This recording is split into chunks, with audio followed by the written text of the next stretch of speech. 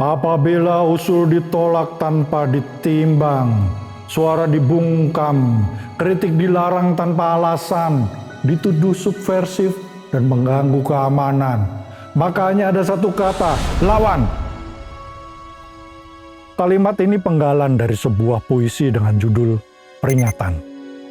Puisi yang tidak lahir dari podium kekuasaan atau ruang kuliah elit, tapi dari suara orang-orang yang terlalu lama diam. Puisi pendek itu ditulis oleh seorang penyair bernama Widji Tukul. Lalu kemudian, hanya ada satu kata untuk Widji Tukul. Hilang. Ya, sejak tahun 1998 dinyatakan hilang tanpa jejak. Di Indonesia kata-kata seringkali dianggap tidak berbahaya, sekedar ekspresi personal yang akan menguap oleh waktu. Namun dalam kasus ini, kata-kata justru dianggap cukup berbahaya untuk dibungkam bersama tubuh penulisnya. Bagaimana mungkin seorang penyair dengan bahasa sehari-hari yang lugas bisa dilihat sebagai ancaman keamanan negara? Apa yang sebenarnya ditakuti oleh sebuah rezim ketika puisi mulai diucapkan di jalanan? Mari kita telusuri jejak hidup, karya, dan hilangnya seorang penyair yang menolak diam di hadapan ketidakadilan.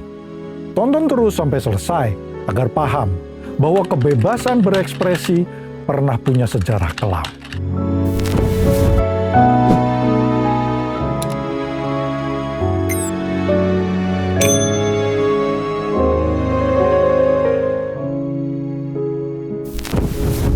Menjelang akhir Orde Baru, Indonesia berada dalam sebuah stabilitas yang dibangun di atas represi sistematis.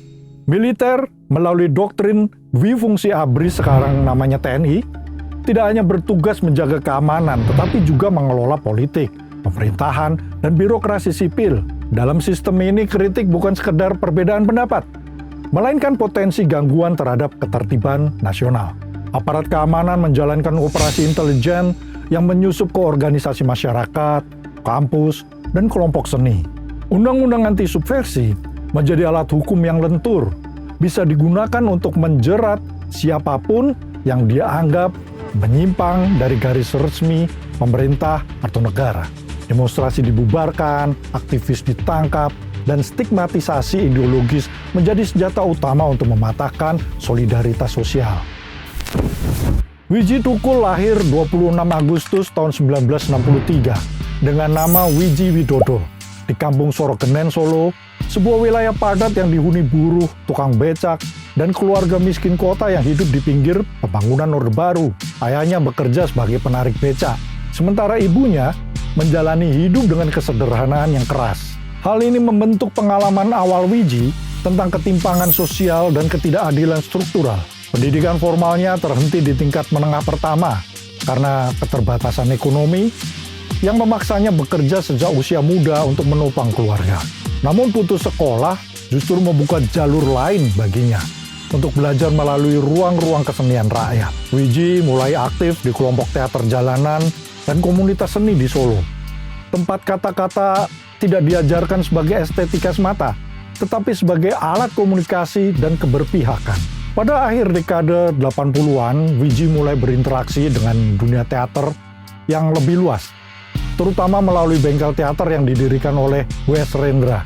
Bengkel teater dikenal sebagai ruang pembelajaran alternatif yang menekankan disiplin, keberanian berekspresi, serta keberpihakan pada suara rakyat kecil. Di lingkungan inilah Widji berkenalan dengan tradisi puisi lisan, pembacaan di ruang terbuka, dan gagasan bahwa sastra tidak boleh terpisah dari realitas sosial. Meski tidak menjadi anggota tetap bengkel teater, kehadiran dan pengaruh lingkungan ini membentuk cara Widji memandang seni sebagai tindakan sosial, bukan sekedar karya individual. Dalam lingkaran inilah nama Tukul mulai melekat pada dirinya. Kata Tukul dalam bahasa Jawa berarti tumbuh atau bertunas. Sebuah metafora tentang kehidupan yang terus bergerak meski ditekan. Nama itu bukan sekedar julukan artistik, melainkan penegasan identitas. Seorang penyair yang berangkat dari tanah rakyat dan akan terus bertumbuh bersama mereka. Hubungan Widji Tukul dengan W.S. Rendra tidak bersifat patron klien dalam arti formal, tetapi lebih sebagai hubungan ideologis dan kultural. Rendra dikenal sebagai penyair yang lantang, mengkritik kekuasaan sejak masa sebelumnya, dan keberaniannya memberi contoh konkret bahwa puisi dapat berhadapan langsung dengan negara. Dari Rendra dan Bengkel Teater, Wiji menyerap keberanian untuk berbicara terang-terangan, penggunaan bahasa yang membumi, serta keyakinan bahwa penyair tidak boleh berdiri netral di tengah ketidakadilan. Namun Wiji melangkah lebih jauh, membawa puisi keluar dari panggung teater ke jalanan, pabrik, dan kampung-kampung buruh. Pengalaman ini membentuk karakter puisi Wiji Tukul yang sangat berbeda dari sastra arus utama. Ia menulis bukan untuk kalangan elit sastra, melainkan untuk orang-orang yang ia temui setiap hari. Puisi menjadi medium komunikasi, bukan artefak. Jejak Bengkel Teater dan pengaruh Rendra tampak dalam keberanian ekspresi.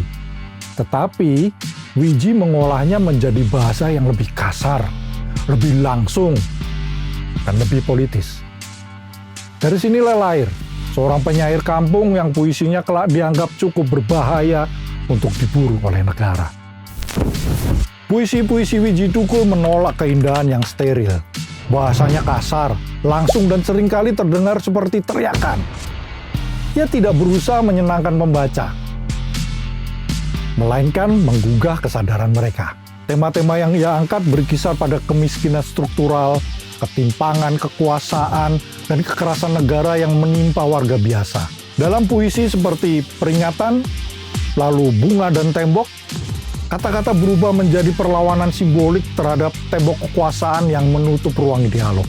Puisinya mudah dihafal, mudah diteriakan, dan karena itu mudah menyebar di tengah aksi massa. Disinilah negara mulai merasa terancam. Puisi tidak lagi dibaca sebagai karya sastra, melainkan sebagai alat mobilisasi politik yang mampu menyatukan kemarahan kolektif. Wiji Tukul tidak berhenti pada kata-kata, dia turun langsung ke lapangan. Berdiri bersama mereka yang suaranya tidak pernah masuk ruang kebijakan. Ia terlihat dalam aksi protes pencemaran lingkungan di Solo, membela warga yang hidupnya terganggu oleh limbah industri. Dalam aksi-aksi petani di Ngawi, ia bukan sebagai juru bicara profesional, tapi sebagai bagian dari massa. Puncaknya terjadi ketika ia berorasi di hadapan ribuan buruh PT Stritex di Sukoharjo. Aksi tersebut berakhir dengan kekerasan aparat, di mana Wiji dipukul hingga mengalami cedera serius. Pendengarannya terganggu, penglihatannya melemah, dan tubuhnya menjadi arsip kekerasan negara. Peristiwa ini menandai perubahan posisi Wiji Tukul dari penyair menjadi target langsung represi. Di tengah situasi politik yang menegang, Wiji Tukul turut membangun jaringan kerja kesenian rakyat. Sebuah upaya kolektif untuk menjadikan seni sebagai alat pembebasan. Jaker mempertemukan seniman dengan buruh, petani, dan aktivis, menciptakan ruang produksi, budaya yang berpihak pada rakyat kecil. Seiring waktu, jaringan ini beririsan dengan Partai Rakyat Demokratik yang muncul sebagai kekuatan oposisi terhadap Orde Baru. Wiji Tukul memegang peranan penting dalam kerja propaganda dan pendidikan politik, menyusun buletin dan materi agitasi yang diedarkan secara sembunyi-sembunyi. Keterlibatannya ini membuat negara semakin mencurigainya. Seni dan politik dalam kacamata rezim telah menyatu menjadi ancaman yang harus dikendalikan. Peristiwa penyerbuan kantor PDI pada Juli 1996 menjadi titik balik yang menentukan. Dikenal dengan kerusuhan 27 Juli yang kemudian disingkat dengan Kuda Tuli. Sebuah peristiwa yang dipicu oleh konflik internal partai dan campur tangan pemerintah Orde Baru. Peristiwa ini melibatkan bentrokan antara pendukung Megawati Soekarno Putri dan kubu Suryadi, serta aparat keamanan yang mengakibatkan kekerasan dan pembakaran. Negara membutuhkan kambing hitam dan PRD dituding sebagai dalang kerusuhan serta dituduh berhaluan komunis. Tuduhan ini bukan hanya retorika, tetapi dasar untuk melakukan penangkapan massal dan pemburuan aktivis.